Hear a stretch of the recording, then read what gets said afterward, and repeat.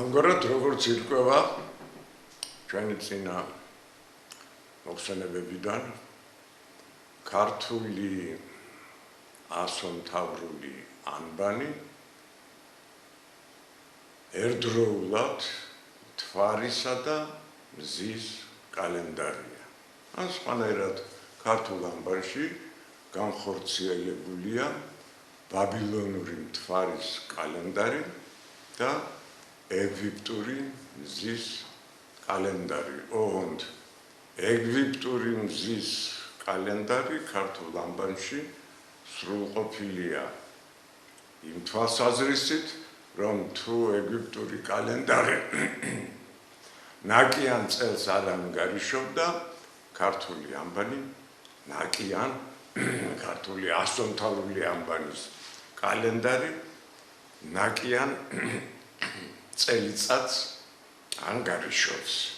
ამ თვალსაზრისით, რა თქმა უნდა, ქართული ანბანი იულიანურ კალენდარს უნდა შევადაროთ, როგორც ცნობილია, იულიანური კალენდარი შემოღებულ იქნა ძველი წელთაღრიცხვის 45 წელს, ხოლო ქართული მზის კალენდარი გაცილებით უფრო ადრე, ძველი წელთაღრიცხვის 540 წელს.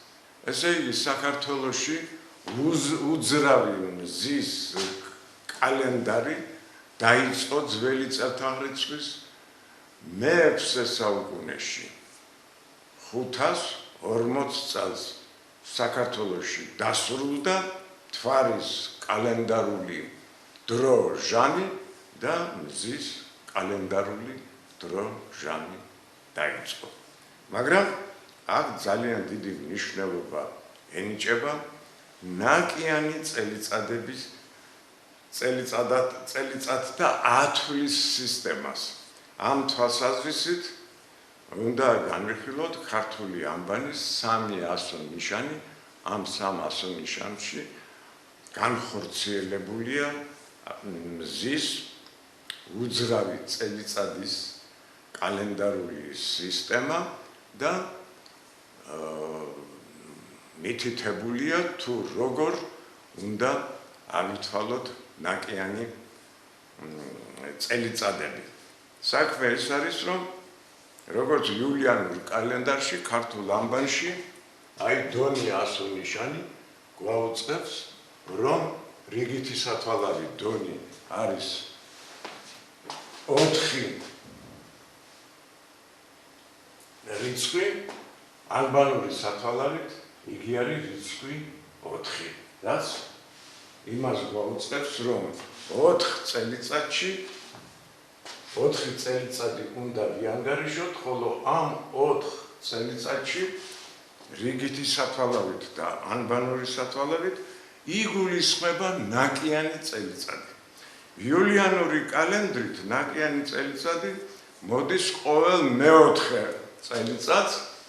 ჩვენ ახლაც ასე ვანგარიშობთ 4 წლეულებს ვანგარიშობთ წელიწადს და 4 წლეულებს და ყოველი მე-4 წელიწადი ნაკიანია. აი ამ თვალსაზრისით ქართული ანბანი ძირეულად განსხვავდება ეგრეთ წოდებული იულიანური კალენდარისაგან, მაგრამ დონი ჩვენ ამის წარმოდგენას არ გვაძლევს.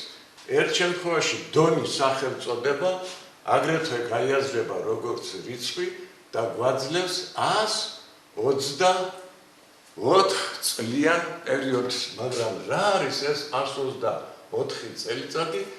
ამას განმარტებას აძლევს წილი ნაკიან წელიწადს ანგარიშობს. 124 წელიწადში 31 ნაკიანი წელიწადი მოდის. 31 ოთხეული კი სწორედ 124-ია. ხოლო 31 ნაკიანი წელიწადის შემდეგ 4 წელიწადი 124 წლის შემდეგ 4 წელიწადი უნაკოა. ესე იგი, აქ უკვე ჩვენ გვაქვს არა მხოლოდ 4 წლიანი ციკლების ანგარიში, არამედ 128 წლიანი ციკლების ანგარიში.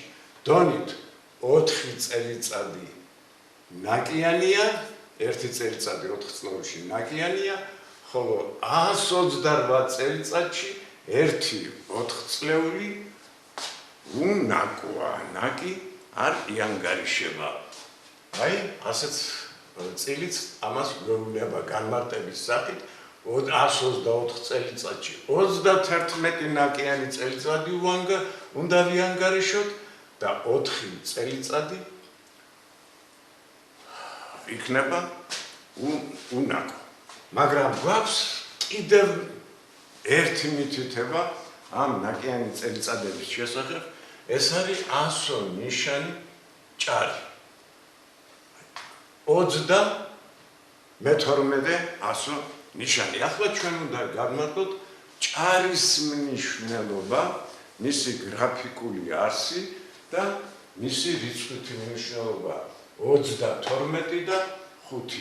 ჭარი 5000-ია, ერთეულებში თუ გადავიყვანეთ, ეს იგივე 5-ია.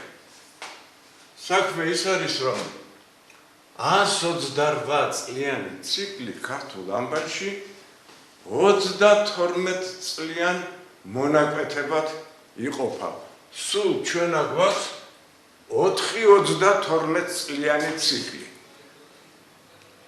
პირველი 32 წლიანი ციკლი, ამ პირველი 32 წლიანი ციკლის, ანუ 32 წლეულის განმავლობაში 31 წელს ამას წილი გვეუბნება ნაკი 31 წელს იქნება და 32 წელიწადი იქნება უნაკო. ესე იგი, ეს რას გვაძლევს? ყოველ 4 წლეულში ნაკი იანგარიშება არა მე-4 წელს, არამედ მე-3 წელს და აი სწორედ ეს განსხვავებაა იულიანურ კალენდარსა და ქართულ კალენდარს შორის. ესე იგი, იულიანურში ყოველ 4 წლეულში ნაკიანი მე-4 წელიწადია, ქართული მზის კალენდრით კი ყოველი 4 წლეულის მე-3 წელიწადია ნაკიანი და არა მე-4 და ასტრონომიული თვალსაზრისით ეს ქართული ანგარიში უფრო ზუსტია ვიდრე რომაული. მაგრამ ახლა 4 წლეულის გარდა ქართული ამბარი ანგარიშობს 128 წლეულს, ესე იგი, აქედან ჩანს 3 100 ნიშანი, 3-ვე იმას გვეუბნება, რომ 4 წლეულის გარდა ქართული ამბარი ანგარიშობს 128 წლეულს, 128 წლეული კი იყოფა 4 მონაკვეთად, 32 წლეულებად. პირველი 32 წლეული, მეორე 32 წლეული იქნება 64, მესამე 32 წლეული იქნება 96 წელიწადი და მეოთხე 32 წლეული იქნება უკვე 128. აი, ამას გვამცნობს სწორედ ჭარი გრაფიკული თვალსაზრისით. საქმე ის არის, რომ აი ეს გრაფიკული მონაკვეთები 1, 2, 3 ვაძლევს ფორმულას 3 + 1, იგივე წილის ფორმულას ვაძლევს. ძველ ბაბილონში ერთეულები ხაზებით, ესე იგი, თითოეული მონაკვეთი ხაზისა ერთს აღნიშნავდა, მაგრამ უფრო ძველად ნახევარ რკალისებური ნიშანი აგრეთვე ერთს ნიშნავდა. ესე იგი, აქ რა არის?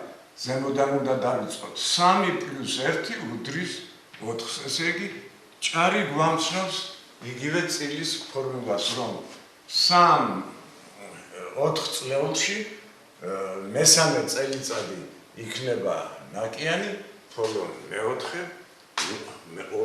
მეოთხე უნაკო.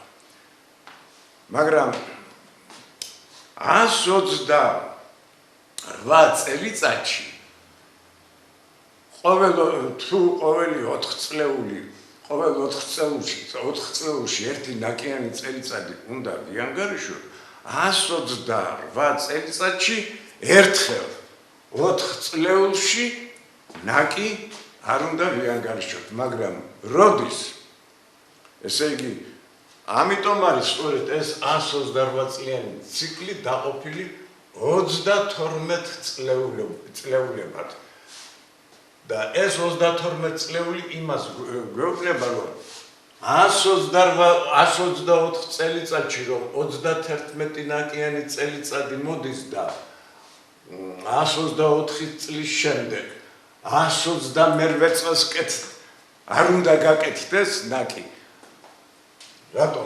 იმიტომ რომ თუ ყოველ 4 წლებში კეთდება ერთი ნაკი, ერთხელ 128 წელიწადში ნაკიანი 4 წლეული არ უნდა გქონდეს, მაგრამ ეს 128 წელიწადია თუ არა, ჭარი გვამცნობს იმას, რომ გაივლის პირველი 32 წლეული, მეორე 32 წლეული და მესამე 32 წლეულის უკანასკნელი 4 წლეული ნაკს არ იანგარიშებს. ესე იგი, ნაკი არ უნდა ვიანგარიშოთ 95 წელს. ესე იგი, დამთავრდება პირველი 32 წლეული, დამთავრდება მეორე 32 წლეული და მესამე 32 წლეულის 31 წელს ნაკი არ უნდა ვიანგარიშოთ. ესე იგი, რა გამოდის, რომ ნაკიანი უნაკო 4 წლეული, არა 127 წელიწადს არ უნდა გაკეთდეს ნაკი, არამედ 95 წელს არ უნდა გაკეთდეს ნაკი. ესე იგი, გვაქვს ნაკიანი წლების აღნიშნული ასონიშანი დონი, წილი და ჭარი და გარკვეულია, ესე იგი, როდის კეთდება ნაკი და როდის არ კეთდება ნაკი. მაგრამ გარდა ამისა, საქმე ის არის, რომ ჩვენ ვამბობთ, რომ ჯერ შეიქმნა ქართული ანბანის მთვარის კალენდარი და მზის კალენდარი, ხოლო შემდგომ ის განხორციელდა ქართულ ასომთავრულ ანბანში, ასე დგება საკითხი. ერთდროულად კი არ შექმნილა კალენდარი და ანბანი, არამედ კალენდარი შეიქმნა ძველი წელთაღრიცხვის 540 წელს, ხოლო ქართული ანბანი შეიქმნა უფრო მოგვიანებით, ძველი წელთაღრიცხვის 454 წელს და აი როგორ მოხდა ეს, ამის შესახებ, როგორ არის ეს მოცემული ანბანში, ამის შესახებ მომდევნო საუბარში გვექნება ლაპარაკი.